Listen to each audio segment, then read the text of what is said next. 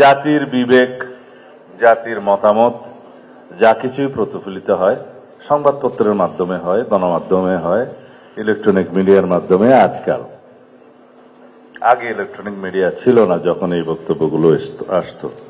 বাংলাদেশে electronic media chief news editor এবং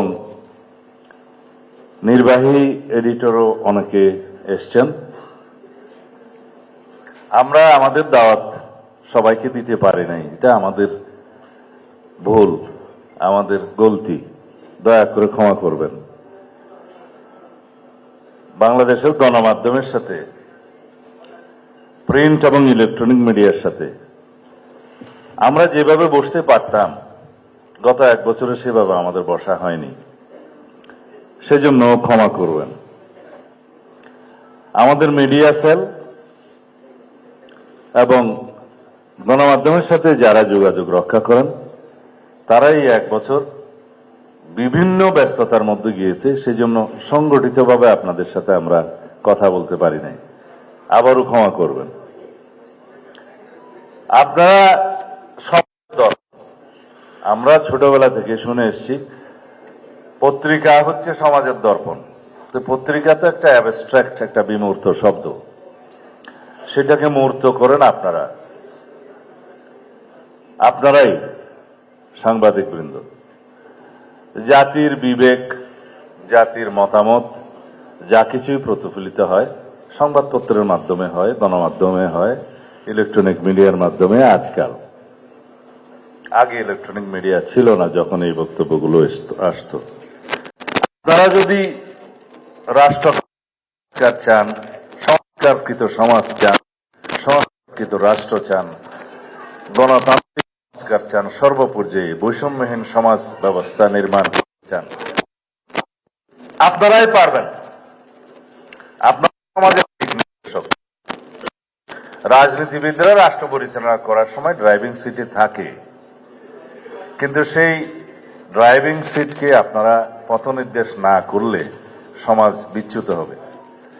যেই দুর্ভাগ্যজনক ঘটনা হয়ে গিয়েছে গত কয়েকদিন আগে সংবাদ মাধ্যমের উপরে কয়েকটি বাংলাদেশের খ্যাতনামা পত্রিকা অফিসে, প্রথম আলো, ডেইলি স্টার, যেভাবে জ্বালিয়ে দেওয়া হয়েছে, পুড়িয়ে দেওয়া হয়েছে, burn down to the ground even, যেটা বলতে চাই, এরকম দৃশ্য সারা বিশ্ব দেখেছে। সেটা আমাদের জন্য লজ্জার জাতি হিসাবে। এটা কোনোভাবে আমরা শুধুমাত্র দুঃখ প্রকাশ করে, ক্ষমা প্রার্থনা করে সমাপ্ত করতে পারবো না। এখানে সরকারের দায়িত্ব ছিল সবচেয়ে, কারণ এরকম একটা প্রেডিকশন, একটা অনুমান ইন্টেলিজেন্স রিপোর্টে থাকে সব সময়, যে ঘটনা এভাবে হলে যদি কি কি হতে পারে সেগুলো অনুমান করা হয়েছে, আমরাও জেনেছি। কিন্তু আমলে নেওয়া হলো না কেন?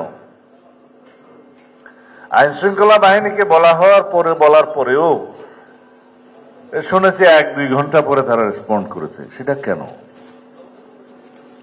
কাদের হাতে আমরা রাষ্ট্র ব্যবস্থা দেব? এই জনগণ দিবে।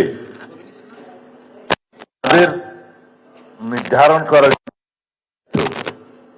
নিরপেক্ষ নির্বাচন করার জন্য যারা দায়িত্ব নিয়েছেন, তাদের এই জায়গায় ভূমিকাটা প্রশ্নবিদ্ধ।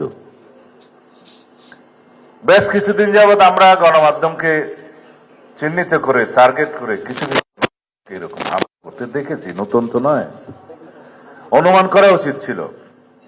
কিছু কিছু স্থাপনায়, কিছু কিছু ঠিকানায় যেভাবে মবক্রেসিকে এলাও করা হয়েছে, সেটাকে বলা চেয়েছিলাম ডেমোক্রেসি, কিন্তু কেন হয়ে যাবে মবক্রেসি? তাকে কেন লালন করতে দেয়া হবে? এগুলো আমি সরকারের দুর্বলতাকেই ইঙ্গিত করছি। এগুলো আরো কঠোর হস্তে দমন করতে হবে।